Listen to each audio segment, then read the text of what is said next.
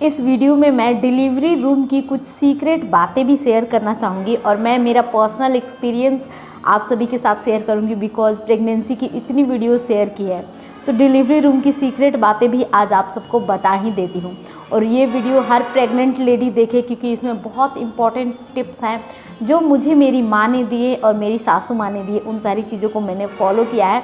तो चलिए गाइस, मैं वीडियो को स्टार्ट कर रही हूँ। मेरा नाम है श्वेता और इस चैनल पे मैं आप सबके साथ अपनी प्रेगनेंसी डिस्कस करती हूँ। मेरा बेटा 2 साल का है और मेरी नॉर्मल डिलीवरी हुई है 39 वीक प्लस सेकेंड डे में हुई है। अब देखिए, डिलीवरी रूम में आप कब जाते हो? जब आपका लेबर पेन आ चुका रहता है, आपका वाटर बैग लीक हुआ रहता है, तब आप डिलीवरी रूम में जाते हो। 5 बातों का आपको ध्यान देना है। तो सबसे पहला बात ये है कि आपको कभी भी सांस ऊपर की तरफ नहीं खींचना है। कहने का मतलब है जो आपका बच्चा है वो अब नीचे जा चुका है, हेड डाउन प्रोसेस में नीचे गया है। अब आपको बेबी डिलीवरी का टाइम है तो आप सांस कभी भी ऐसे करके बच्चे को पेट में ऊपर नहीं लाना है। आपको सांस लेना है, नोज से सांस को नीचे की तरफ निकाल देना है। ऊपर जैसे कई बार हम सांस खींचते हैं ना, ऐसे ऐसे करके खींचते, ऐसे नहीं खींचना होता है। उस टाइम सांस को आपको नीचे निकालना होता है। खींचना तो बिल्कुल भी नहीं है। सांस खींचोगे ना, बच्चा ऊपर चढ़ जाएगा और जब बच्चा ऊपर चढ़ जाएगा ना तो फिर बच्चा जो है वो सर्विक्स के थ्रू बाहर नहीं निकल पाएगा। तब आप इसका जो बैड इफ़ेक्ट है, सीजर वगैरह, वो अब आप समझ सकते हो। मुझे नहीं लगता है बताने की ज़रूरत है। पहले टिप्स को ज़रूर फॉलो करें, सांस ऊपर नहीं खींचे। दूसरा टिप्स, ये टाइम आपको बेबी डिलीवर का है। इस टाइम अब आपको शर्माने की ज़रूरत नहीं है। जितना शर्माना है आपने पहले शर्मा लिया, अब बच्चा होने के बाद आप शर्मा लेना।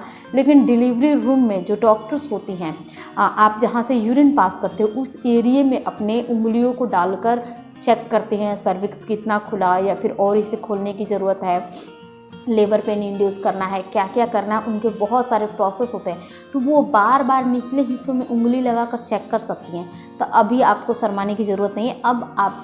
अब कहने का मतलब है आप कॉन्फिडेंस में रहो, डरने शर्माने की ज़रूरत नहीं है। ये डॉक्टर का रोज़ का काम है, रोज़ वो यही करते हैं, इसीलिए उनके लिए ये कोई बड़ी बात नहीं है। आपके लिए ज़रूर बड़ी बात होगी और मेरे टाइम मेरे लिए भी बहुत बड़ी बात थी, लेकिन उस टाइम आपको घबराने की ज़रूरत नहीं है। थर्ड पॉइंट है, घर वालों का सपोर्ट आपको अभी भी मिल रहा है। अब आप अपने डिलीवरी रूम में किसी ऐसे पर्सन को ले जाएंगी जिनको आप ज़्यादा पसंद करती हैं। कहने का मतलब है कोशिश कीजिए वो लेडी ही हो, ज़्यादा अच्छा है। वो आपकी माँ, आपकी सासू माँ, आपकी बहन हो सकती हैं, आपकी भाभी हो सकती हैं, कोई भी हो सकती हैं। मैं मेरे डिलीवरी रूम में मैं अपनी माँ के साथ गई थी। तो आपको जो पसंद है, जिनसे आप उस टाइम बात करोगे, क्योंकि टाइम लंबा होता है ना, कई बार नॉर्मल डिलीवरी में प्रोसेस लंबा हो जाता है, तो आप उस टाइम क्या करोगे? इससे अच्छा कि कोई आपके पसंद का है जो आपकी बातें सुनेगा, जो आपको हंसा सकता है, उसको अपने साथ लेके जाया करो, वो ज़्यादा अच्छा होता है। एंड फोर्थ पॉइंट की यहाँ पे बात करूँ, मोस्टली आपको इस टाइम सिर्फ अपने बच्चे के बारे में सोचना है कि मैं कैसे भी करके इस बच्चे को हेल्दी डिलीवर करूँ।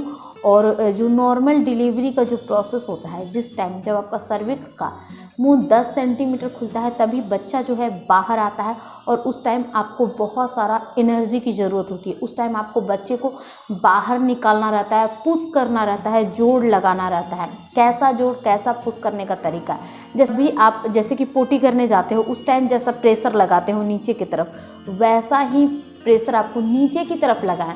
ऐसे लगेगा जैसे कि आपको यूरिन हो गया, आपको पोटी हो गया जब आप प्रेशर लगाओगे, लेकिन ये सब कुछ नहीं होता है। क्यों नहीं होता है? क्योंकि उस टाइम आपके बच्चे का सर बाहर निकल रहा होता है, तो आपको बहुत सारा कन्फ्यूजन होगा, कुछ समझ नहीं आएगा। लेकिन सेम वैसा ही प्रेशर आपको लगाना है, वैसे ही पुश करना है, जिससे बच्चा जो है वो हेल्दी और इजीली बाहर आ जाए। फिफ्थ पॉइंट की बात करूं तो मैं ये कहना चाहूँगी कि औरतों के बहुत सारे रूप को देखा गया है। अब आप समझ सकती हैं, बहुत पहले ज़माने से देखा जा रहा है। तो इस केस में आपको अपना कॉन्फिडेंस बिल्कुल भी नहीं खोना है। एक चीज़ ध्यान में रखिए कि अब आपके बच्चे से मिलने का समय बहुत नज़दीक है। कभी भी किसी भी पल अपने बच्चे से मिल सकती हैं, तो आपको डरने और घबराने की ज़रूरत नहीं है। पूरे कॉन्फिडेंस में रहिए, हंसते हुए हॉस्पिटल जाइए और उधर से हेल्दी बच्चे को हंसते हुए घर वापस लाइए। Thanks for watching. मिलती हूँ मैं आप सबसे अगली वीडियो में। और चैनल पे 500+ प्रेगनेंसी टिप्स की वीडियोज़ हैं, उन सारे वीडियोज़ को देखिए। और जब मेरी नॉर्मल डिलीवरी हो सकती है तो आपकी क्यों नहीं हो सकती है? तब तक के लिए bye bye and take care.